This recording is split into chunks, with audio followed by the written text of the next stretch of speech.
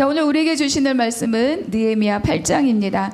느헤미야 8장 13절로부터 18절까지 우리 한 목소리로 함께 봉독하겠습니다. 그 이튿날 뭇 백성의 족장들과 제사장들과 레위 사람들이 율법의 말씀을 밝히 알고자 하여 학사 에스라에게 모여서 율법에 기록된 바를 본즉 여호와께서 모세를 통하여 명령하시기를 이스라엘 자손은 일곱째 달 절기에 초막에서 거할지니라 하였고 또 일렀으되 모든 성읍과 예루살렘에 공포하여 이르기를 너희는 산에 가서 감람나무 가지와 들감람나무 가지와 화석류 나무 가지와 종려나무 가지와 기타 무성한 나무 가지를 가져다가 기록한 바를 따라 초막을 지으라 하라 한지라. 백성이 이에 나가서 나뭇가지를 가져다가 혹은 지붕 위에 혹은 뜰 안에 혹은 하나님의 전뜰에 혹은 수문 광장에 혹은 에브라임 문 광장에 초막을 짓되 사로잡혔다가 돌아온 회중이 다 초막을 짓고 그 안에서 거하니 눈의 아들 여호수아 때로부터 그날까지 이스라엘 자손이 이같이 행한 일이 없었으므로 이에 크게 기뻐하며 에스라는 첫날부터 끝날까지 날마다 하나님의 율법책을 낭독하고 무리가 이레 동안 절기를 지키고 여덟째 날에 규례를 따라 성회를 열었느니라. 아멘. 할렐루야. 빛이 있으라. 아멘. 우리가 2주 동안 절기 말씀을 나누고 다시 느헤미야 말씀으로 맞이했습니다. 4월 첫 주에 말씀으로 새로워지다, 그런 제목으로 우리가 함께 말씀을 나누었는데요. 여러분이 기억하고 계신지 모르겠습니다. 첫 번째 그때 나누었던 말씀이 말씀 앞에 서는 것이 새로운 시작이다, 그렇게 말씀을 나누었어요. 나팔절이었죠. 신년 1월 1일입니다. 그리고 종교력으로는 7월 1일이에요. 그래서 수문학 광장에 성전 재건에 성벽 재건에 참여한 사람이나 참여하지 않은 사람이나 모두가 다 함께 모였죠. 각자 다른 마음을 가지고 있고 각자 다른 삶의 환경을 가지고 있지만 그들이 다 모여서 한 가지 말씀을 함께 들었다. 이게 굉장히 중요한 초점입니다. 그래서 남자나 여자나 알아들을 만한 모든 사람이 다 모였다. 그래서 뭐였어요? 예배하라, 깨어나라, 몸의 귀환이 아니라 영적 귀환을 이루어라, 이렇게 말씀하는 거죠. 그래서 말씀을 통하여서 각자 다 형편에 따라 흩어졌던 마음들이 다 하나로 모였다. 두 번째 우리가 나누었던 말씀 뭐였냐면 말씀이 들릴 때 우리의 마음, 우리의 심령이 깨진다입니다.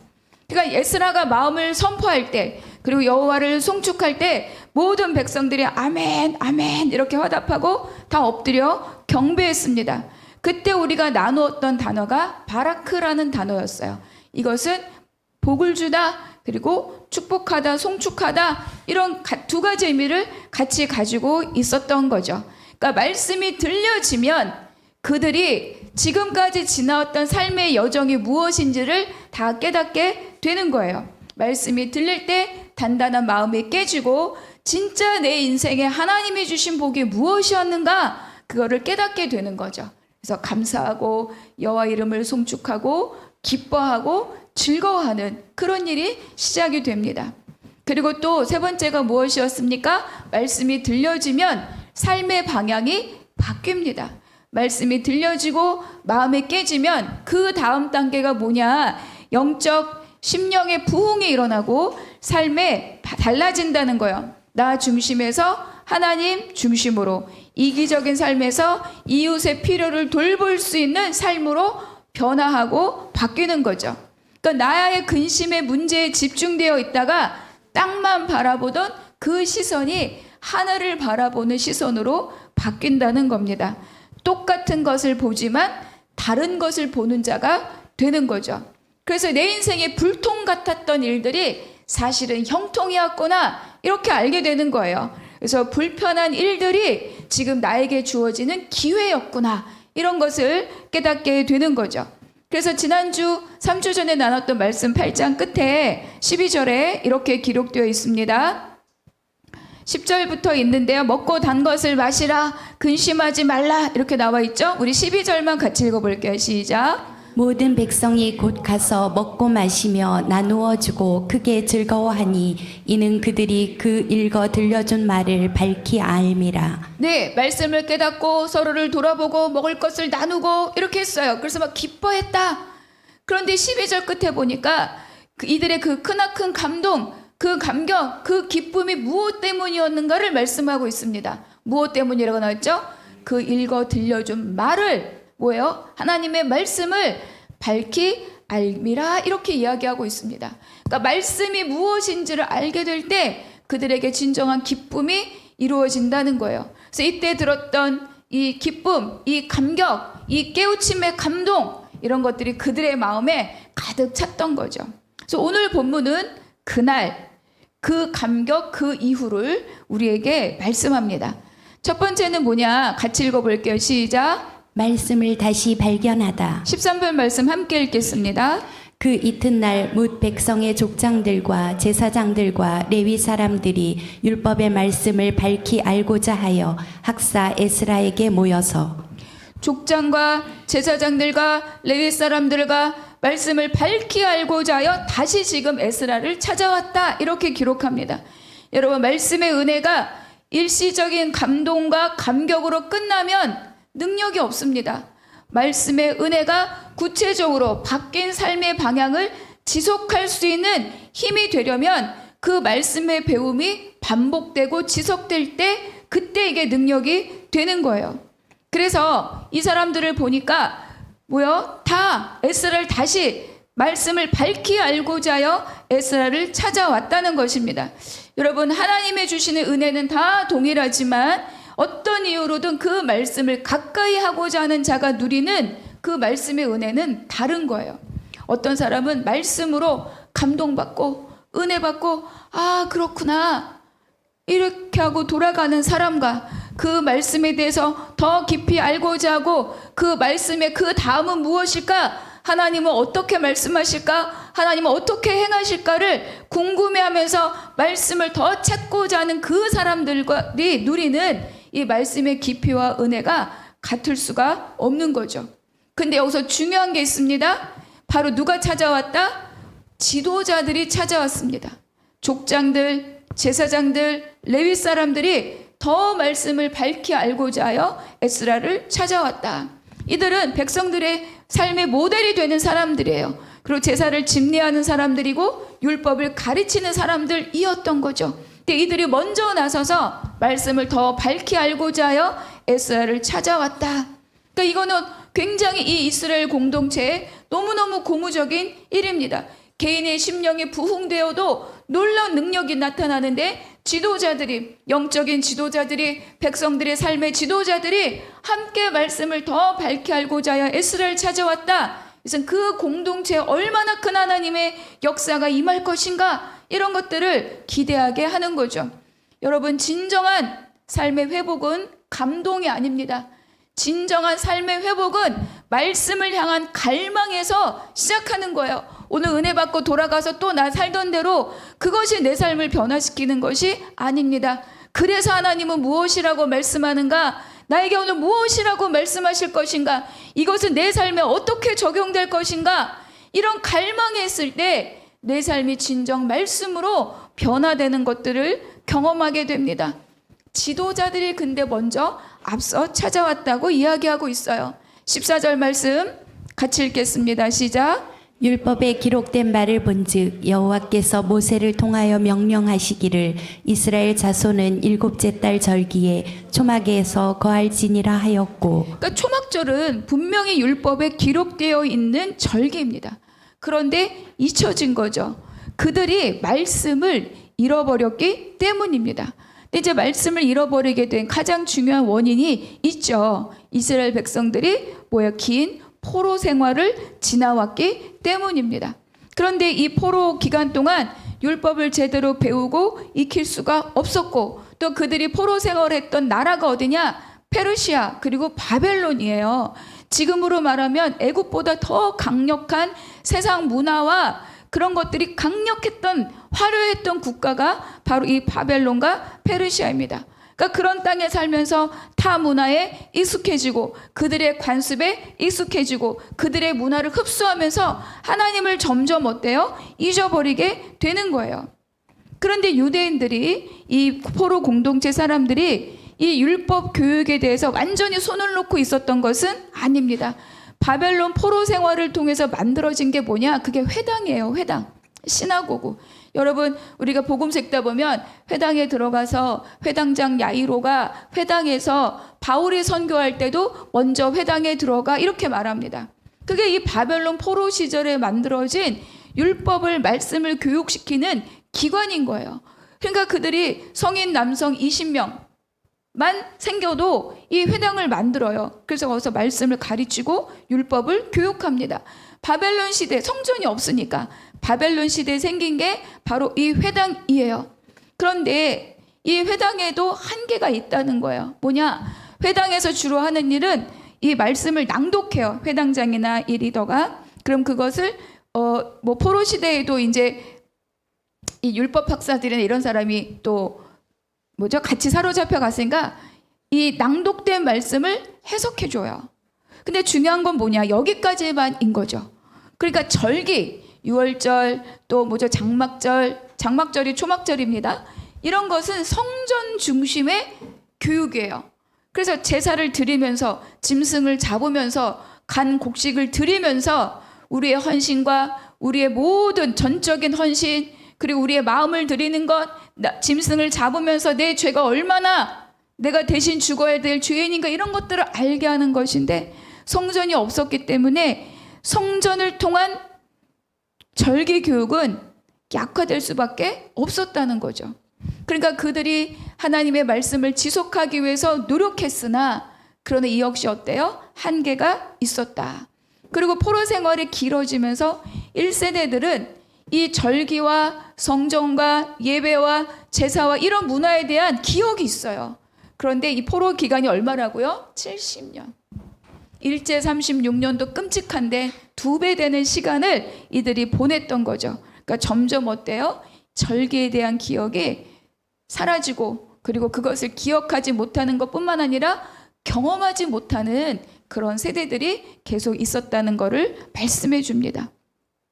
그래서 이제서 다시 이들이 율법을 발견하는 것, 하나님의 법에, 하나님의 말씀에 초막절이라는 것이 있구나, 이렇게 알게 되는 거예요. 근데 여러분, 우리가 이 과정에서 기억해야 될 것이 있습니다. 초막절, 느헤미야, 그 전에 누가 있었죠? 에스라가 있었습니다. 에스라가 14년 먼저 와 있었어요.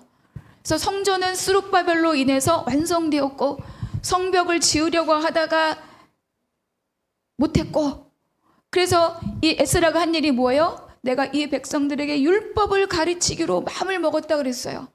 그러니까 14년 동안 에스라가 움직이지도 않는 이들에게 계속 말씀을 가르쳤던 거죠. 꾸준하게.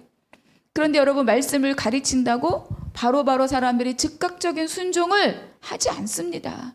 내가 깨져야 순종이 나오는 거잖아요. 지금 1차, 2차 왔지만 환경도 안 좋고 치안도 안 좋고 이런 곳에서 하나님의 말씀 안 먹히는 겁니다. 그런데 에스라가 이거를 멈추지 않고 계속 했던 거예요. 근데 드디어 이제 때를 만나는 거죠.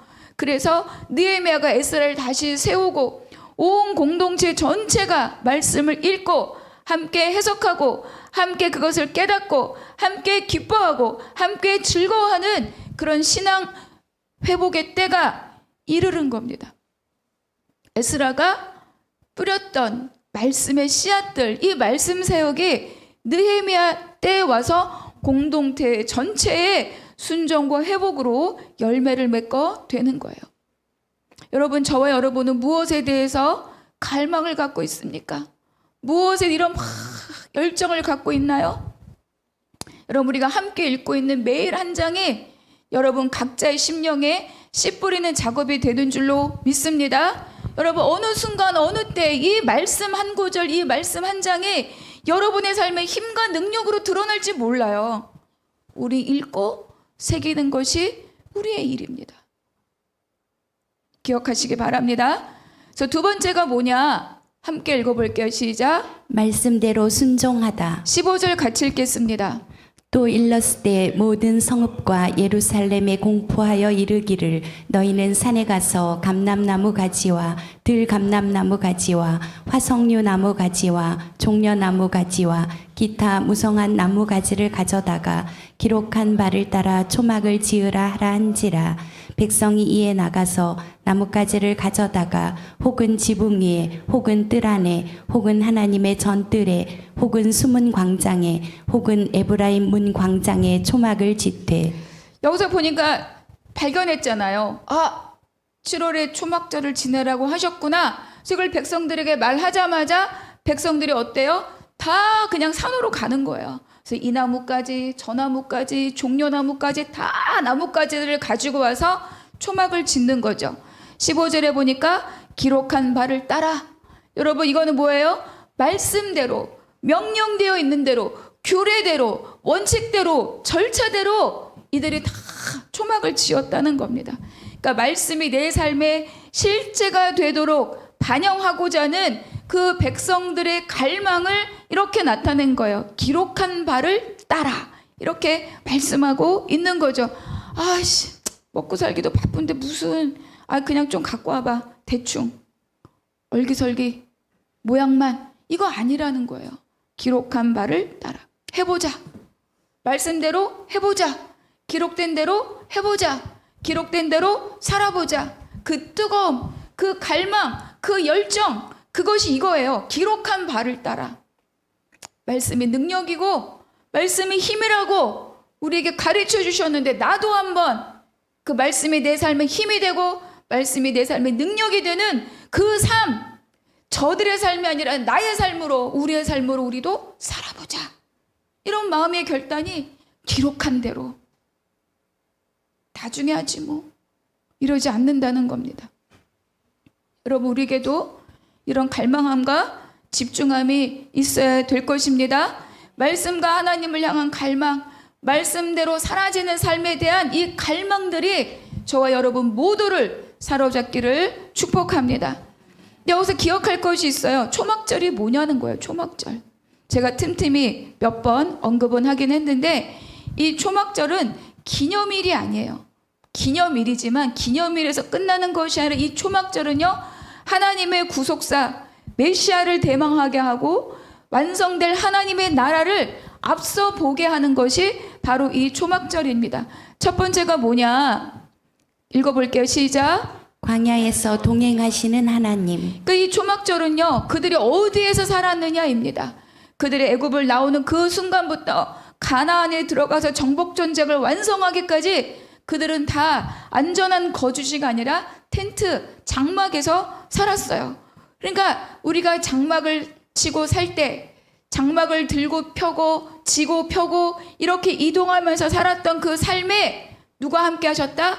하나님이 함께 하셨다. 이거를 말하는 것이 바로 이 초막절입니다. 그래서 그들과 함께 하신 하나님, 움직이고 머무르고 초막을 걷고 다시 치고 물론 성막도 함께, 그러면서 그 광야길을 함께 가신 그 하나님, 우리와 동행하시는 거친 광야길을 동행하시는 그 하나님을 회상하는 거예요.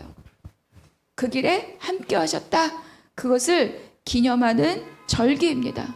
두 번째가 뭐냐? 읽어볼게요. 시작. 임마누엘 하나님. 네, 임마누엘입니다. 이 절기는 과거에 하나님이 우리 텐트 칠 때 하나님도 텐트 치고 살았다 이런 것이 아니라 이 일은 장차 오실 예수 그리스도, 그 예수 그리스도를 예표하는 것이 바로 이 초막절입니다. 그러니까 하나님이 우리와 동행하셨다. 예수 그리스도가 이 땅에 오셔서 우리와 함께 하신다. 백성 가운데 거하시는 임마누엘, 그 메시아를 예표하는 게 이 초막절이에요.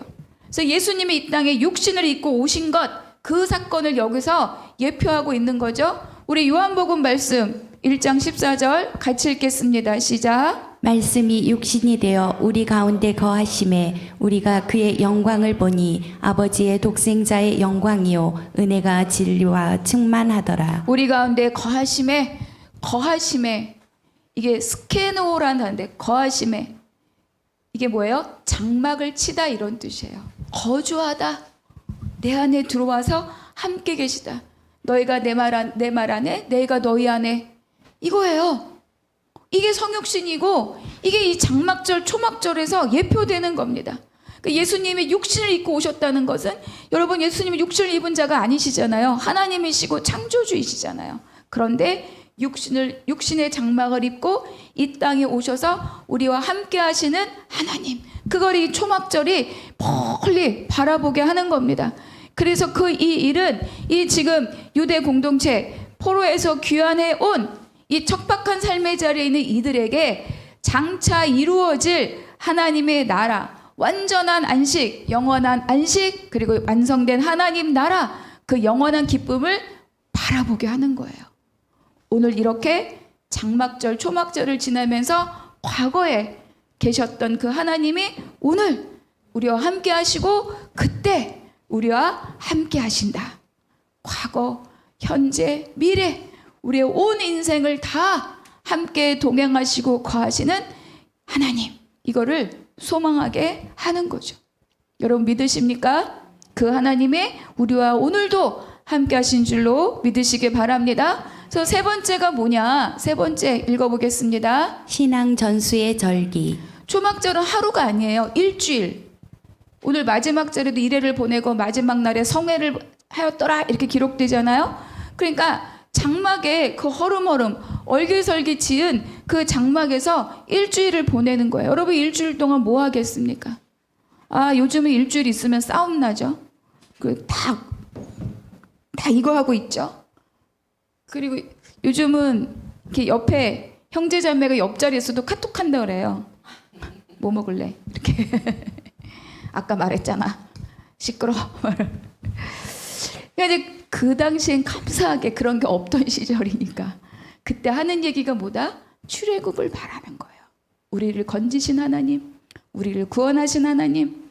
그래서 출애굽을 이야기하면서 하나님이 어떠한 분이신가를 자녀들에게 이야기하는 거죠. 단지 과거에 해방된 사건만을 기억하고 말하는 것이 아니라 그랬던 하나님이시기 때문에 오늘도 내일도 앞으로도 우리의 모든 인생의 모든 속박의 자리, 모든 포로됨의 자리, 모든 억압의 자리에서 우리를 해방시키실 분이 바로 출애굽으로 우리를 이끌어내신 바로 그 하나님이시다.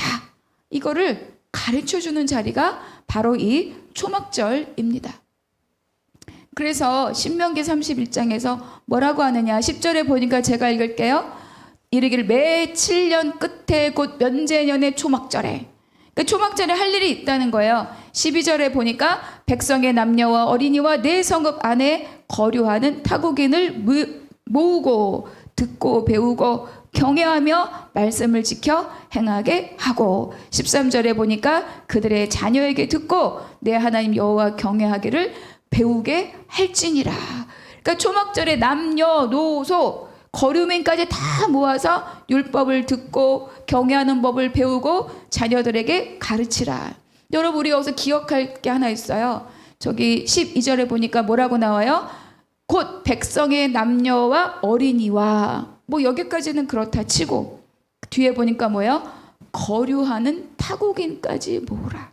그러니까 여러분 우리가 이스라엘 백성들이 굉장히 왜곡된 것이 뭐냐? 하나님은요 이스라엘 백성을 택하긴 했지만 이스라엘 백성만 내 백성 삼겠다는 것이 아닙니다. 이스라엘 백성을 통해서 어디까지? 만민까지, 열방까지, 타국인까지.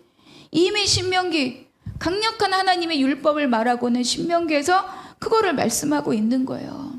그러니까 그 덕분에 여러분 이 복음이 저와 여러분에까지 온 거죠. 그래서 우리는 또 뭐예요? 전하러 다니는 겁니다. 하나님은 이스라엘 백성만 이라고 말씀하신 적이, 너희가 제사장 나라가 되어 열방으로 가라, 땅끝까지 가라, 이렇게 말씀하시는 거죠. 그래서 결국은 초막절은 절기를 지켰다, 명절을 지켰다가 아닙니다. 세대와 세대 간에 신앙이 전수되는 것이고 예배의 장이고 또 뭐예요? 교육의 장이고, 그리고 하나님의 구속사를 배우고 그것을 내 삶에 적용시켜보는 그 현장이 바로 이 초막절 일주일이라고 우리에게 가르쳐 주고 있어요. 여러분, 우리에게는 매 주일 예배가 초막절입니다. 여기서 하나님이 가르쳐 주고 하나님을 배우고 하나님의 은혜를 경험하고 그것이 전수되는 곳이 바로 이 교회 주일 예배입니다. 여러분, 교회 학교가 우리 교회 안에 있는 초막절인 것을 믿으시기 바랍니다. 그 말씀들이 전달되는 거예요. 가장 중요한 것은 여러분의 가정의 초막절이라는 겁니다. 그래서 엄마가 한 절을 읽을 때 자녀들은 그걸 보는 거죠. 여러분이 한 절 쓸 때 자녀들이 그거를 보는 거예요. 그래서 여러분, 일주일에 한 번이라도 엄마 민수기 34장 읽을 건데 같이 한번 읽어볼래? 일주일에 한 번이라도 여러분 해보십시오. 여러분, 그게 여러분의 자녀와 여러분을 영적으로 묶어주는 굉장한 힘이 된다는 것을 여러분은 알게 될 것입니다. 그래서 여러분의 자녀들이 우리 모두가 다 하나님의 이야기를 함께 나누는 그런 공동체가 될 줄로 믿습니다. 교회 학교가 그래서 의미가 있는 거예요. 엄마 예배 잘 드리라고 귀찮아서 데려다 놓는 것이 아니라 그들에게도 우리가 알고 있는 동일한 하나님, 그분을 우리가 가르치고자 함인 거죠. 교회에서가 아니라 여러분 가정에서도 이 초막절이 함께 이루어지기를 바랍니다. 근데 여기서 이게 뭐예요? 이 귀한 자들을, 포로에서 돌아온 자들이 이 초막을 짓는 일은요 굉장히 낯선 일이에요. 여러분, 우리가 뭐 입양되거나 이래서 한국을 모르다가 한국말도 모르다가 그런 사람이 어떤 뭐죠, 입양아 부모님 찾기 이런 프로젝트도 한국에 왔을 때 한복 입어보고 그러지만 그게 자연스러워 보입니까? 어색해 보입니까? 어색하잖아요. 그러니까 이들에게도 막 나뭇가지를 들고 와서 초막을 짓는 일이 그렇게 막 익숙한 일이 아니라는 거예요. 낯선 일이라는 거죠. 그리고 여러분, 이것은 여러 가지 여건들이 안정되지 않은 상태에서 굉장히 불편한 일이라는 겁니다. 우리가 기억하시겠지만 성벽이 완성된 것이 6월 25일이에요. 그리고 초막절이 7월 1일이에요.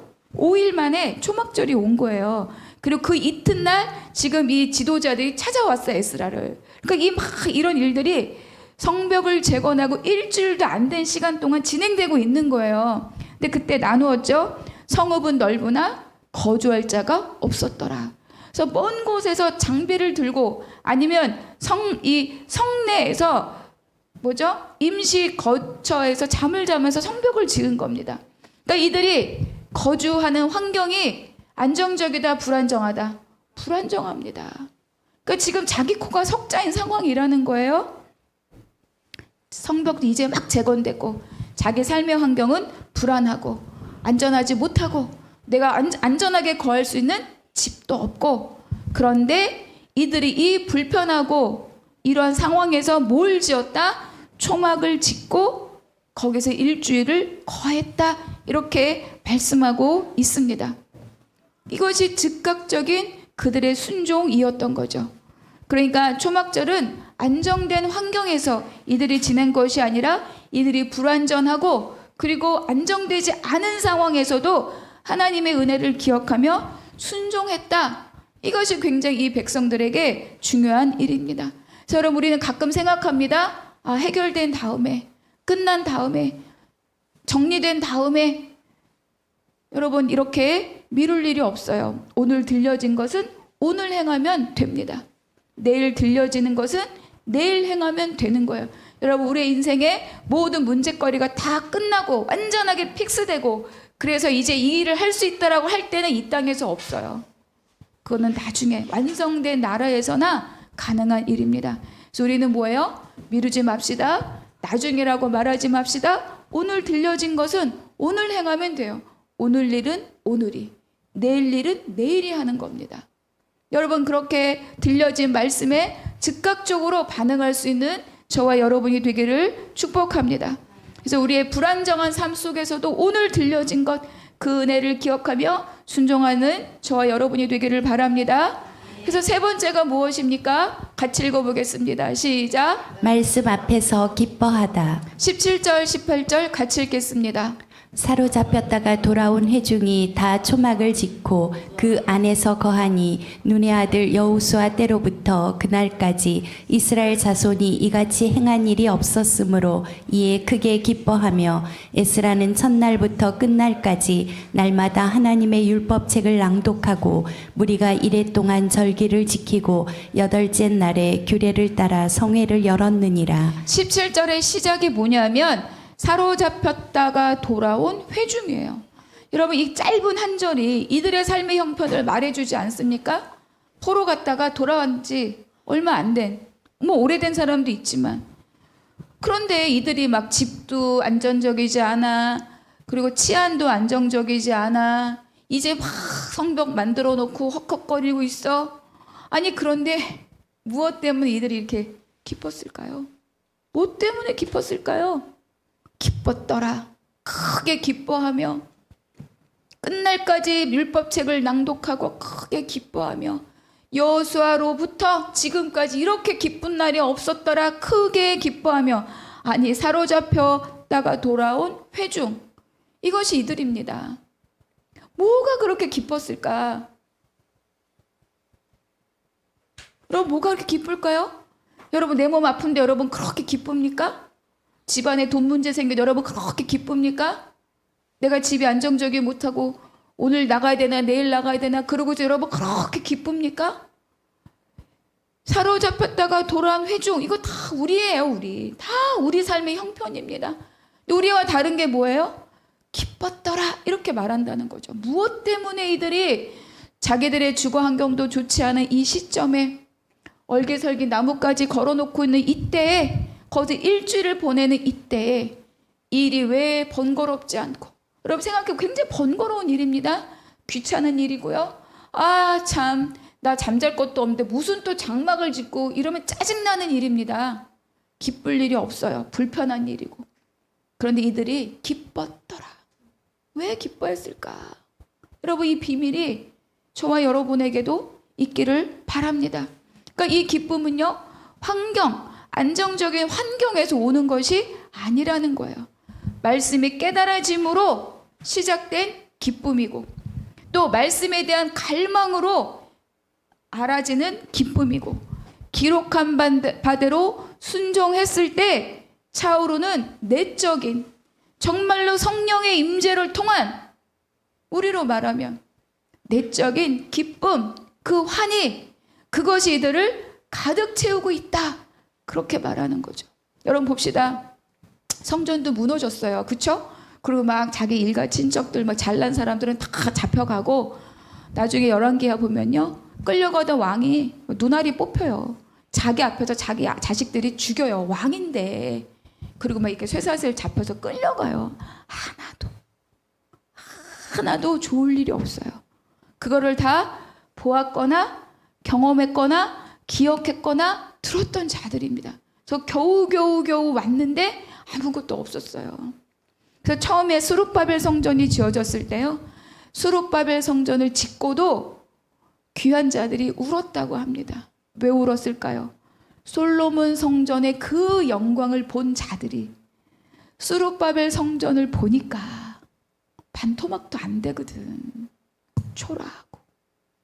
그래서 그 영광을 아는 자들이 스룹바벨 성전을 보고 울었다, 이렇게 기록합니다. 그러니까 이들이 사로잡혔다가 돌아온 회중인 거예요. 그런데 말씀이 깨달아지니까 그것이 아픈 기억, 망한 기억, 잊어버리고 싶은 기억, 그런 것이 아니라 하나님이 그 모든 삶을 어떻게 여기까지 끌고 오셨는가를 발견하게 되는 거예요. 그러니까 죽임을 당하고 사로잡혀가고 수모를 겪는 그 삶을 살았지만 그 과정이 하나님의 인도하심 속에서 무엇이었는가를 알게 되는 거죠. 마치 요셉이 계속 꼬이잖아요. 그 인생이. 꿈 한 번 얘기했다가 형들에게 미움받아, 형들에게 팔려, 구덩이에 갇혀, 또 미디안 상인들에게 팔려, 보디알 집에 팔려, 충성했는데 또 팔려, 모함당해. 여러분, 하나도 형통한 게 없어요. 그런데 이 모든 불형통의 삶 속에 하나님이 계속 성경에서 뭐라고 기록하느냐? 하나님이 함께 하심으로 그가 형통하였더라. 그런데 그것에 대해서 요셉이 뭐라고 고백합니까? 창세기 45장 5절, 우리가 너무나 잘 알고 있는 말씀이에요. 함께 읽겠습니다. 시작. 당신들이 나를 이곳에 팔았다고 해서 근심하지 마소서, 한탄하지 마소서. 하나님이 생명을 구원하시려고 나를 당신들보다 먼저 보내셨나이다. 그렇습니다. 제가 아까 앞에 열거해 드린 것 중에 아이고 형통했네라고 여러분 생각되는 거 하나라도 있나요? 저와 여러분은요, 단 한 개도 경험하고 싶지 않은 것이 요셉의 인생입니다. 그리고 또 있죠. 요셉이 이제 그 감옥에 들어가 있다가 그 관원장 둘이 들어오잖아요. 하나는 떡 맡은 관원장, 하나는 술 맡은 관원장. 그래서 꿈을 풀어줘요. 그래서 꿈대로 떡 맡은 관원장은 죽었고, 술 맡은 관원장은 다시 직위를 복권해서 왕 앞에 가요. 그때 처음으로 요셉이 그 술 맡은 관원장에게 자기 형편을 이야기하고 자기를 구명해 달라고 생전 처음으로 부탁을 합니다. 나는 아무것도 잘못한 일이 없으니 당신이 나가시거든 나를 기억하소서. 이렇게 얘기해요. 근데 여러분 보세요. 만약에 술 맡은 관원장이 나갔어요.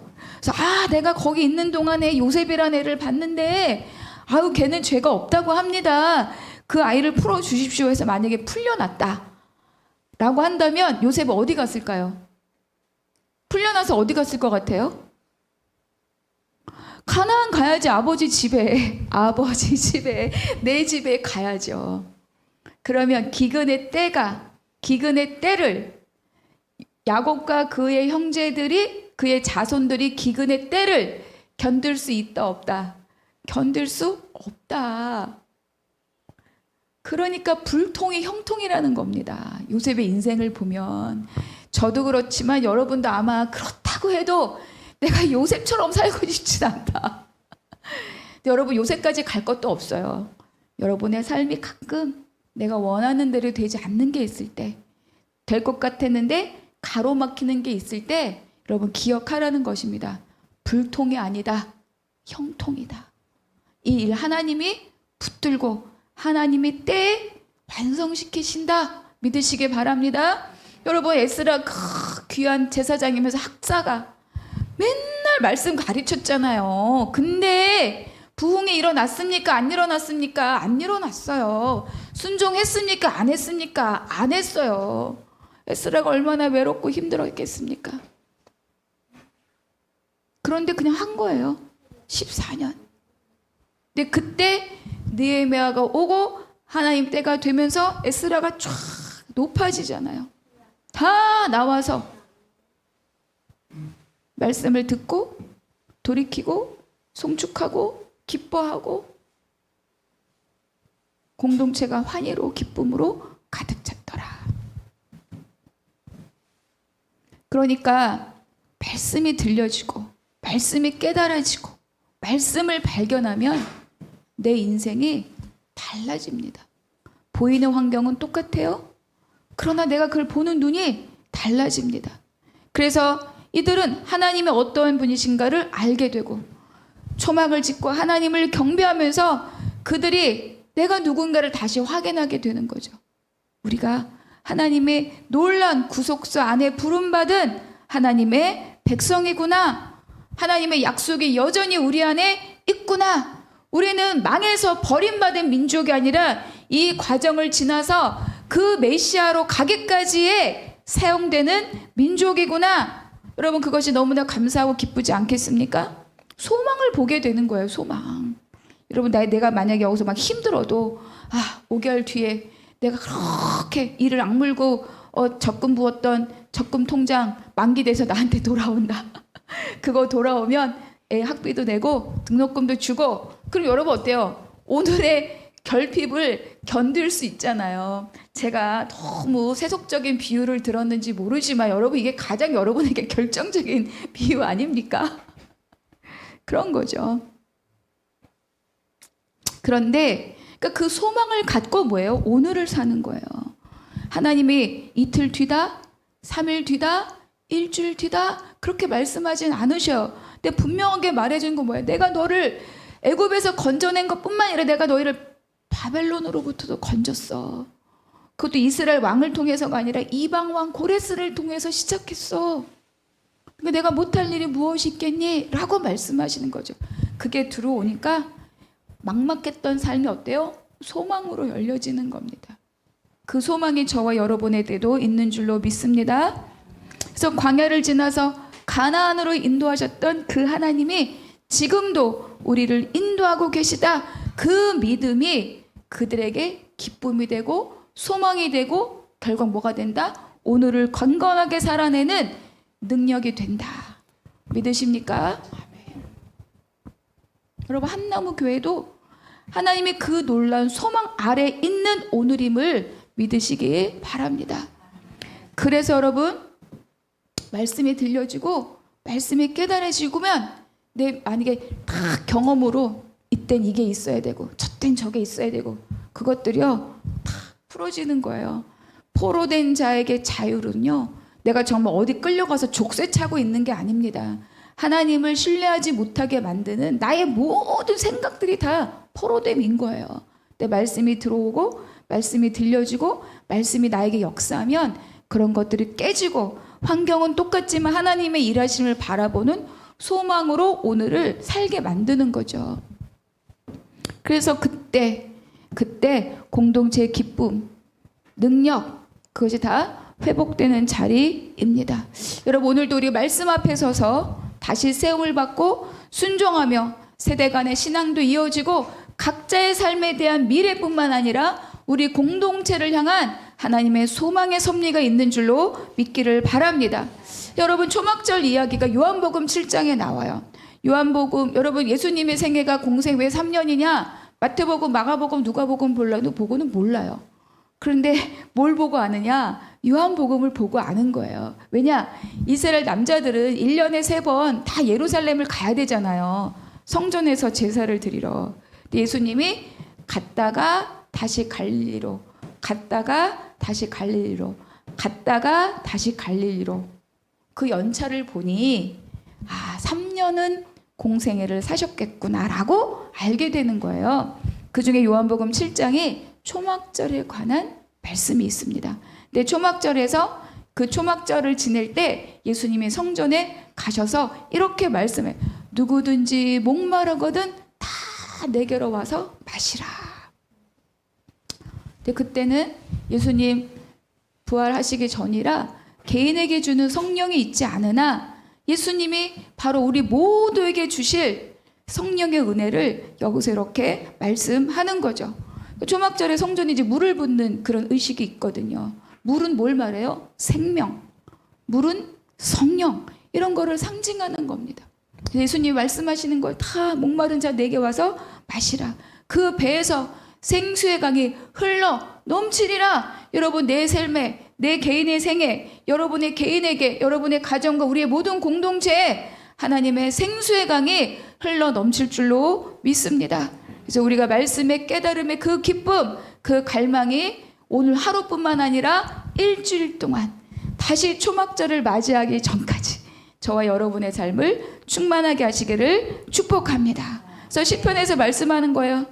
주의 말씀이 내 발의 등이요 내 길의 빛이다. 여러분, 말씀 가이드밖에는 없습니다.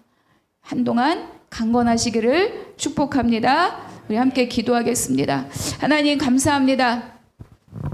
말씀이 다시 한번 갈망할 때 말씀이 발견되고 말씀에 순종하고 말씀을 따라서 하나님 행했을 때 우리 안에 참된 소망의 기쁨이 넘치는 줄로 믿습니다. 그래서 내가 날마다 말씀을 사모하게 하시고 또 오늘 들려진 말씀으로 일주일을 살게 하시고 내 가정과 우리 교회 공동체가 초막절처럼 하나님의 것들이 흘러가는 복된 자리 되게 하여 주시옵소서. 감사하고 우리 주 예수 그리스도의 이름으로 기도하옵나이다. 아멘.